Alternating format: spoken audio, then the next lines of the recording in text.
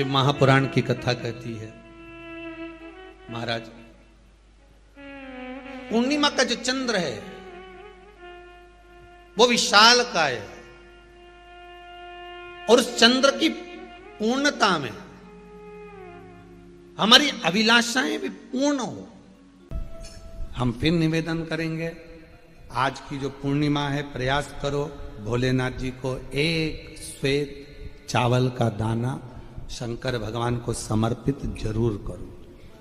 और रात्रि के समय पर जब चंद्र पूर्ण आनंद के साथ में हो और यदि कोई शरीर में बहुत ज़्यादा कोई रोग ग्रसित हो गया है, कोई चर्म रोग हो गया है, कोई शरीर में कोई भयंकर रोग हो गया है, तो छोटी सी बेलपत्र शंकर भगवान पर चढ़ी हुई चंद्रमा की रोशनी में चंद्रमौलेश्वर महादेव का नाम लेकर औषधि के रूप में उसको चबा चबा कर खा लो।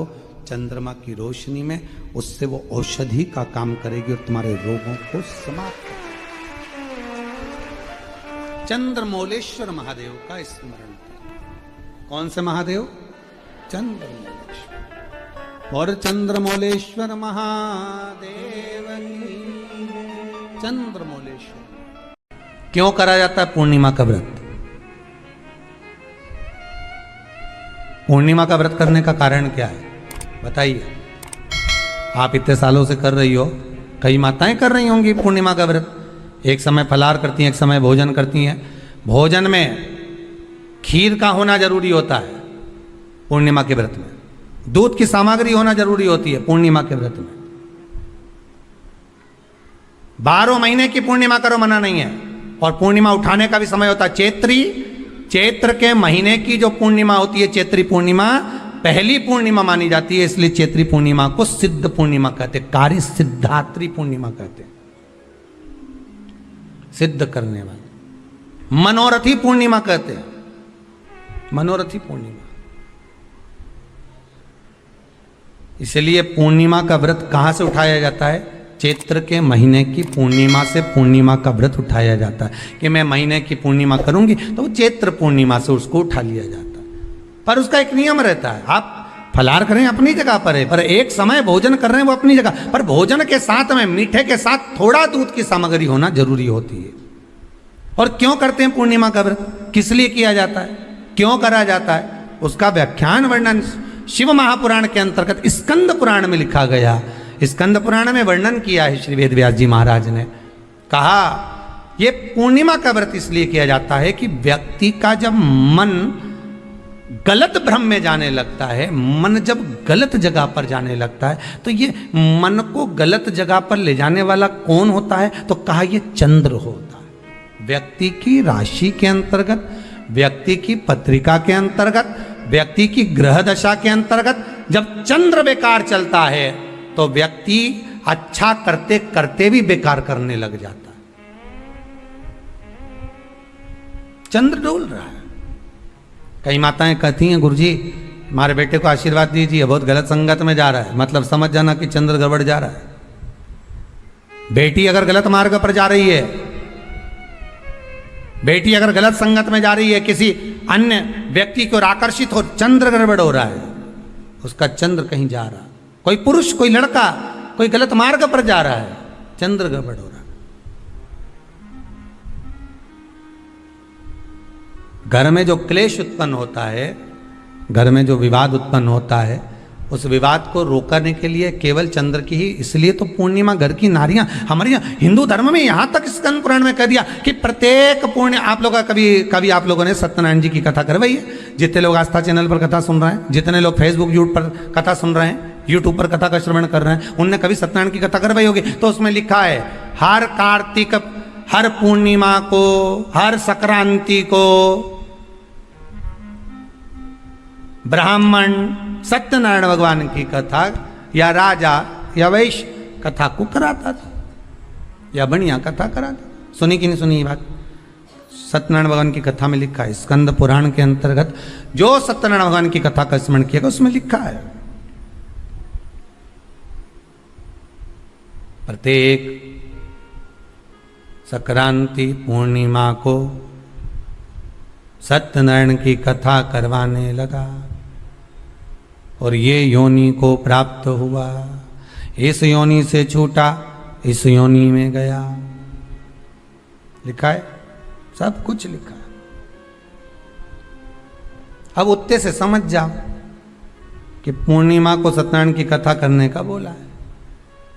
तो पूर्णिमा को सत्यनारायण की कथा का क्यों बोला? वैसे तो रोज कराओ सत्यनारायण जी की कथा, प्रतिदिन कराओ, मना नहीं है। आप क्या कोई विशेष फंक्शन है आप सत्यनारायण जी की कथा करवा, पर पूर्णिमा संक्रांति को और संक्रांति को पूर्णिमा को सत्यनारायण की कथा का स्मरण क्यों करवाया गया? क्योंकि पूर्णिमा के दिन अगर ये भगवान का व्रत रख लेगी, पूर्णिमा के दिन अगर ये खीर का प्रसाद बना लेगी, थोड़ा सा दूध की कोई सामग्री बना लेगी और भगवान को भोग लगा देगी, भले सत्यनारायण भगवान के भाव से बनाए, भले सत्यनारायण जी के निमित्तार्थ बना, पर अगर इसने सत्यनारायण भगवान के निमित्त से बना, पर पूर्णिमा के दिन अगर ये व्रत रखेगी, उपवास रखेगी या कोई सामग्री बनाकर भगवान की पूजन कर लेगी, तो इसके घर में जो अशांति है वो शांति में बदल जाएगी। इसलिए कई घरों में आज भी सत्यनारायण भगवान की पूजन हर पूर्णिमा को करती है। माता किताब लेके बैठ जाती है, तुरंत उन्हें ऑफिस जाना, कहीं काम पे जाना, और तुरंत उसने जल्दी जल्दी कलश रखा, कलश नहीं भी रखे तो भगवान की पूजन कर को रखे,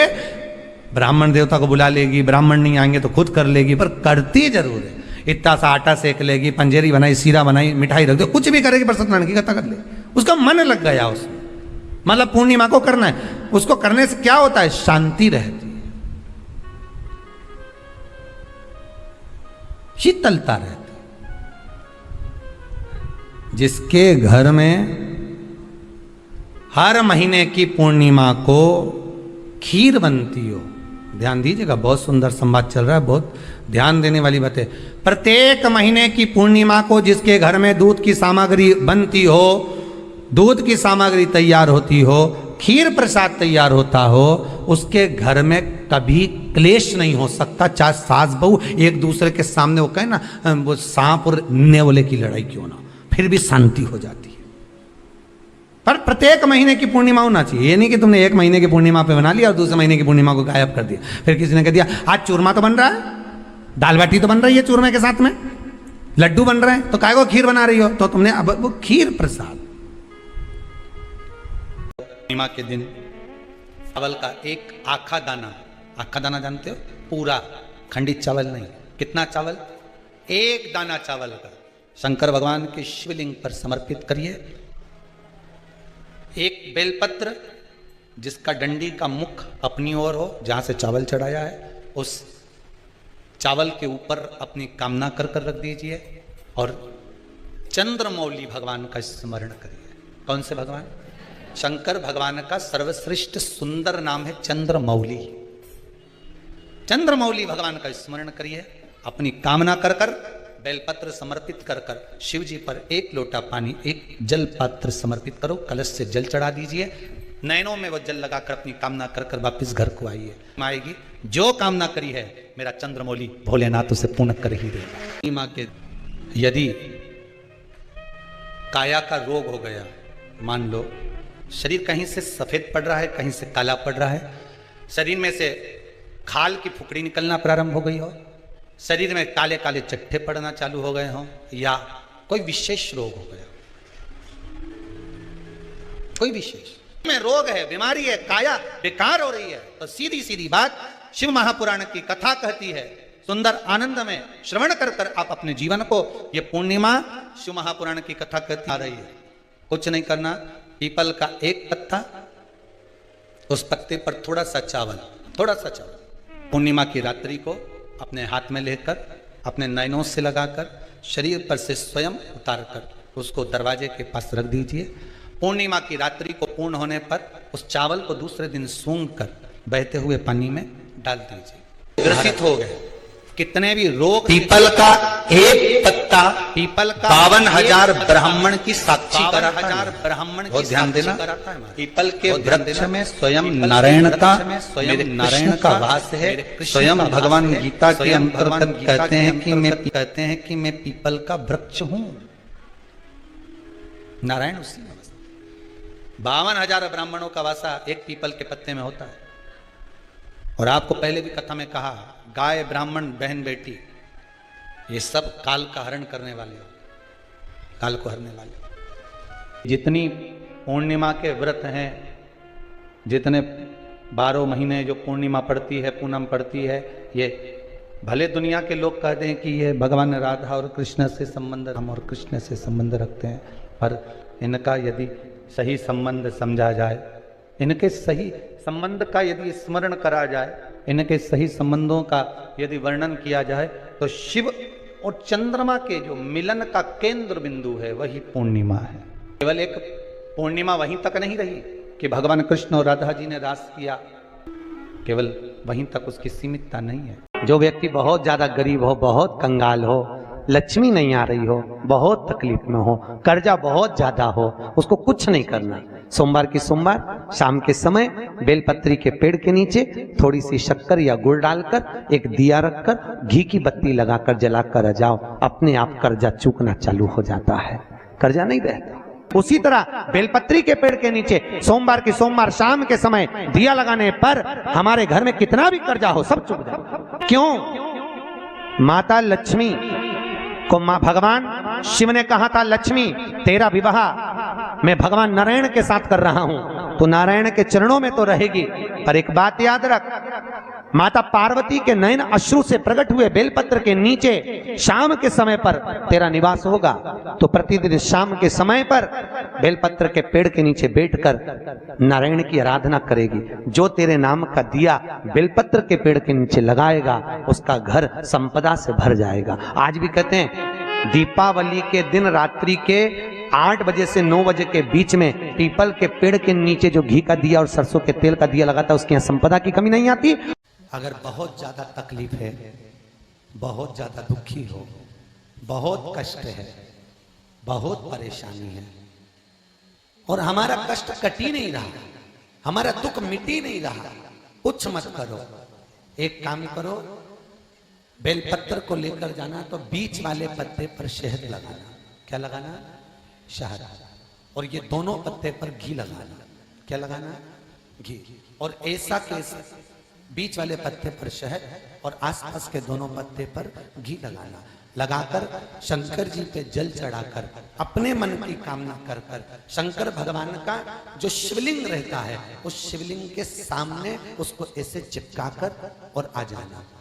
आप केवल 5 सोमवार करके देखो, आपका दुख तुरंत मिटेगा, तकलीफ तुरंत मिटेगी, कष्ट तुरंत कटेगा। पृथ्वी का मृत्यु लोक का देव है महादेव। जिसके घर में संपदा की कमी होती है, जिसके घर में कर्जा बढ़ जाता है, लक्ष्मी नहीं आती, बहुत टेंशन की जिंदगी जीता है मनुष्य, व्यापार चल नहीं रहा, बहुत तकलीफ का जीवन चल रहा होता है, तो आज भी नियम है महाराज कि सोमवार शुक्रवार ये 2 वार ऐसे हैं, इन 2 वार को यदि कटोरी में थोड़ा सा शहद रखकर, मधु रखकर यदि लक्ष्मी जी का स्मरण किया जाए और माता लक्ष्मी जी का स्मरण कर कर एक लाल पुष्प उस कटोरी के सम्मुख में माता लक्ष्मी का नाम लेकर रखा जाए और बाद में वही शहद, वही मधु और वही पुष्प सोमवार का दिन और शुक्रवार के दिन लक्ष्मी का पूजन कर कर, स्मरण कर कर, दूसरे दिन शुक्रवार के दिन पूजन करें, शनिवार के दिन उस मधु का, उस पुष्प का विसर्जन करें, सोमवार के दिन पूजन करें लक्ष्मी जी का स्मरण कर कर और मंगलवार के दिन अगर विसर्जन करें, 5 या 7 सोमवार या शुक्रवार को यदि आप मधु का भोग लक्ष्मी जी को लगाना प्रारंभ कर दें, शिव का नाम स्मरण कर कर, तो उसके घर में कभी संपदा की कमी नहीं होती, लक्ष्मी उस संपदा को बढ़ाती। स्कंद पुराण कहती है जिस व्यक्ति पर कर्जा बहुत ज्यादा मात्रा में हो जाता है और कर्जा चूकता नहीं है, आप बहुत प्रयास कर लिए, करोड़ों रुपए का कर्जा हो गया, यहां से लिया वहां दिया, वहां से उठाया वहां दिया, वहां से उठाया वहां दिया, तो निवेदन है कभी मौका लगे कर्जा मुक्ति के लिए सारे वृक्षों में अगर कोई श्रेष्ठ वृक्ष माना गया है तो वो बट का वृक्ष माना गया महाराज। इसलिए प्रशासनिक कार्य के लिए, मानसिक टेंशन में, परेशानियों में बटकेश्वर महादेव का स्मरण किया जाता है। और यदि निवेदन करूंगा, बहुत ज़्यादा यदि आपको कर्जा हो गया है, बहुत ज़्यादा कर्जा हो गया और वो कर्जा चूक ही नहीं रहा, तो थोड़े दिन बड़ के पेड़ के नीचे आप बटकेश्वर महादेव के लिए 1 लोटा पानी, उसमें थोड़ा सा पिसा हुआ चावल पीस के गला लेना चावल को और पीस लेना, पीस के उस पानी में मिला लेना और मिलाकर उसमें थोड़ी सी हल्दी पिसी हुई डालकर बटकेश्वर महादेव के नाम से बड़ के पेड़ के नीचे अपनी कामना कर कर जो कर्जा हुआ है उस कर्जे का भान देते हुए, स्मरण देते हुए छोड़ दीजिए।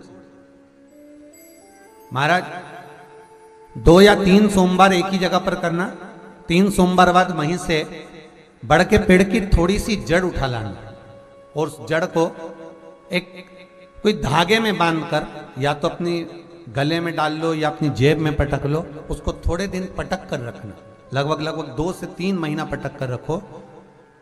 वो जड़ जैसे बड़ का पेड़ विस्तार होता है, पानी गिरे ना गिरे, जल वृष्टि हो ना हो, गर्मी पड़े ना पड़े, उसको कोई फर्क नहीं पड़ता। बड़ का वृक्ष आप रूप फैलता जाता, उसकी जड़ें अपने आप प्रबल होती है।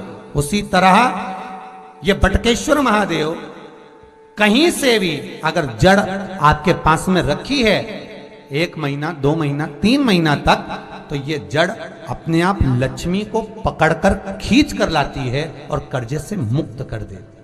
बटकेश्वर महादेव का स्मरण सुख का देना हो।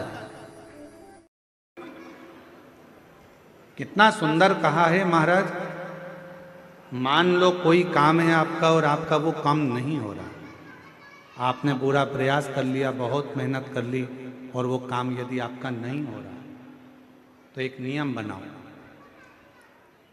5 सोमवार, 5 बेलपत्र, 5 चावल का दाना, 5 कनेर का पुष्प पीला,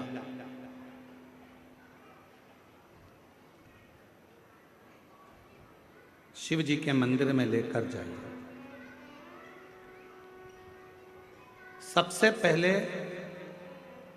अशोक सुंदरी वाली जगह पर वो 5 बेलपत्र, 5 चावल के दाने और 5 कनेर का पुष्प अशोक सुंदरी की जगह, आपको मालूम है ना अशोक सुंदरी की जगह सबको।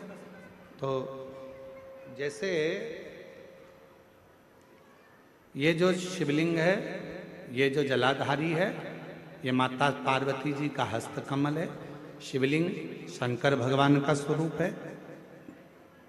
जल जो बहता है, राइट में गणेश जी, लेफ्ट में कार्तिकेय जी, बीच में एक मोटी सी लाइन होती है शिवलिंग के सामने, वो अशोक सुंदरी का स्थान है। शिवलिंग के ठीक ऊपर भगवान शंकर जी का जो जल बूंद बूंद गिरता है, वो भगवान शंकर जी की 5 बेटियां जया, विषहरा, शामली बारी, दौतली और देव है। इस स्थान पर आप जो भी 5 बेलपत्र, 5 चावल का दाना, 5 कनेर का पुष्प लेकर गए हो, यहाँ समर्पित करो। शिव जी से प्रार्थना करो, बाबा मेरा ये काम है पूर्ण होना चाहिए। बहुत हाथ पैर जोड़ लिए लोगों के, हो नहीं रहा। यही सामग्री को उठाकर शंकर भगवान के शिवलिंग पर समर्पित करो। बाबा से प्रार्थना कर कर, बाबा इसको स्वीकार करना। जैसे अशोक सुंदरी की बात को आप स्वीकार करते हो, वैसे ही अशोक सुंदरी की बात को स्वीकार कर कर मेरी झोली भरना। 5 सोमवार बाबा के मंदिर में जाकर ये प्रयास करना प्रारंभ करो, ये कार्य करना प्रारंभ करो। मेरा देव अधिदेव महादेव जो कार्य अटक रहा है उसको पूर्ण तरह से कर ही दो, पूर्ण तरह से। 5 सोमवार का नियम बनाओ, 5 बेलपत्र, 5 चावल के दाने और 5 बोलो बोलो कनेर के पुष्प पीला शिव शिव। अगर किसी कामना के वश अगर हम दीप लगा रहे हैं या हमारे मन में कोई भाव उत्पन्न है और हम बाबा से कहना चाहते हैं कि बाबा मेरा ये कार्य है आप पूर्ण करिएगा, तो फिर शिव मंदिर में भी लंबी बाती का दीप आप प्रदोष या सोमवार की अष्टमी या सोमवार या आप शिवरात्रि को बाबा से निवेदन कर कर लगा सकते हैं। हाँ, विशेष जब कोई एक बहुत बड़ी बात हो और आपके कार्य में कहीं अटकल हो रही हो, तो एक ही दीप में दो बाती, शिव और शक्ति, लंबी बाती बनाई शिव और शक्ति के नाम से, दो बाती एक साथ एक दीप में भी लगा सकते हैं। पर कब? जब विशेष कोई आपका कार्य हो और वो अटक रहा हो, विशेष कोई कार्य, और आप बाबा से प्रार्थना कर रहे हो, तो दो बाती का भी प्रयोग आप कर सकते हो। ऐसे शिव तत्व को जान लो। तुम किसी कार्य के लिए जा रहे हो, 5 बार 6 बार तुम उस कार्य के लिए होकर, या किसी से अपना पैसा लेना है और तुम उसको पास 50 बार होकर आ गए हो, भैया पैसे कब देगा, या किसी कार्य के लिए जा रहे हो, वो कार्य नहीं हो रहा, 50 बार होकर आ गए, लाल चंदन को अच्छा घिसो और घिसकर तैयार कर कर, लाल चंदन घिसो और घिसकर बेलपत्री के ये दोनों भाग हैं, दोनों पत्तियां जो नीचे की हैं, इसमें उस चंदन को लगा लीजिए। अगर किसी से आपको पैसा लेना है, वो नहीं दे रहा, या कोई काम है या जॉब है या नौकरी है या उसके लिए, या कोई विद्याध्ययन का कोई कार्य है, कोई स्कूल में पढ़ाई कर रहे हो और वो कार्य नहीं हो रहा, 5 बार 6 बार करके देख लिया नहीं हो रहा, तो ये दोनों पत्तियों पर लाल चंदन लगाओ। लाल चंदन लगाने का मतलब ये नहीं कि जरा सी तुम बिंदी लगा दो, लाल चंदन जो घिसा है उसको पूरी पत्तियों पर अच्छे से फेरना है, उस लाल चंदन को लगा लीजिए। और महाराज, बीच की पत्ती में थोड़ा सा घृत, घृत मतलब गाय का घी, गौ माता के दूध से माखन से निर्मित उस घी को बीच की पत्ती में थोड़ा सा लगा लीजिए। और जो अशोक सुंदरी वाली जगह है, ये शिवलिंग है, ये जलाधारी पर रखा हुआ है, ये गोल जलाधारी है, यहां से पानी नीचे गिरता है, ठीक है, ऐसे होता ना शिवलिंग। तो शंकर भगवान का पूरा परिवार शिवलिंग के आसपास में होता है। शंकर भगवान के 13 बच्चे हैं। कितने बच्चे हैं शिव जी के? 13 बच्चे, पूरे 13 के 13 बच्चे और धर्मपत्नी शिव जी की शिवलिंग के आसपास में है। जैसे ये जो गोल जलाधारी है, ये माता पार्वती जी का हस्त कमल है। शिवलिंग रखा है, ये शंकर जी का स्वरूप है।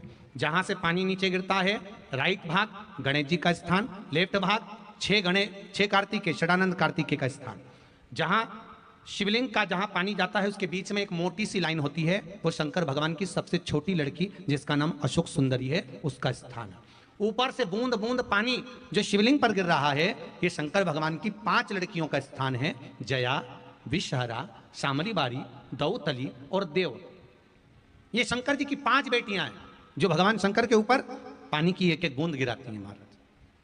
तो शिव जी की जो सबसे छोटी लड़की है अशोक सुंदरी, उस अशोक सुंदरी वाली जगह पर इस बेलपत्र को प्रदोष के दिन या सोमवार के दिन आप घी वाली बेलपत्र को अशोक सुंदरी वाली जगह पर रखकर, ये जो चंदन लगी हुई बेलपत्र है, इसका मुख ऐसा सीधा की सीधा रखोगे तो गणेश जी की ओर हो जाएगा, षडानंद कार्तिकेय की ओर हो जाएगा। अपनी कामना कर कर, जिससे धन लेना है, पैसा लेना है, या जो कार्य निकालना है वो नहीं निकल रहा, बहुत प्रयास कर लिया, अदालत में 50 बार हो जाए, काम नहीं हो रहा, तब इस बेलपत्र का प्रयोग करना, बाबा से विनती करना और विनती कर कर वापिस सजाना। केवल 2 प्रदोष या 2 सोमवार कर लीजिए, बाबा आपकी मनोकामना पूर्ण कर देगा। उस बेलपत्र का सुख प्राप्त।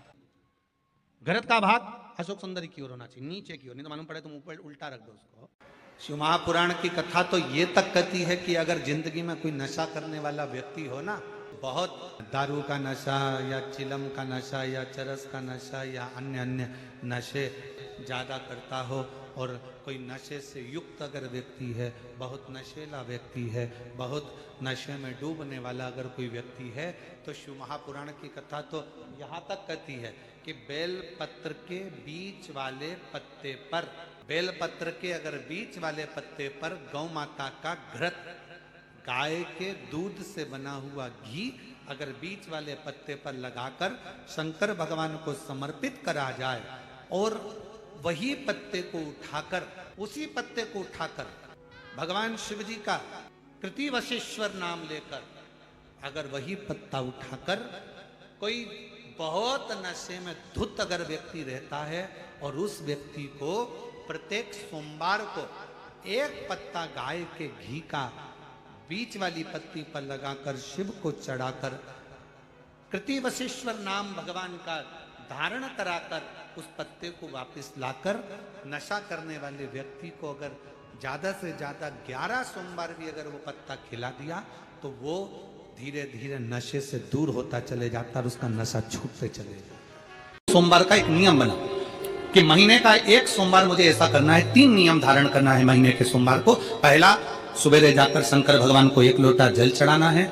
दूसरा, दोपहर के समय पर जाकर मुझे बेलपत्री के वृक्ष के नीचे एक चावल का दाना रखकर बेलपत्री की 7, 11, 21, 108, 51 जितनी परिक्रमा आप लगा सकते हो वो लगाना है। और तीसरा, बेलपत्री के वृक्ष के नीचे और शंकर के मंदिर के दरवाजे पर मुझे एक घी का दीपक लगाना है। बस ये 3 नियम जिसने महीने में एक बार ले लिया, समझ लो उसको पीछे हटने की जरूरत ही नहीं, वो आगे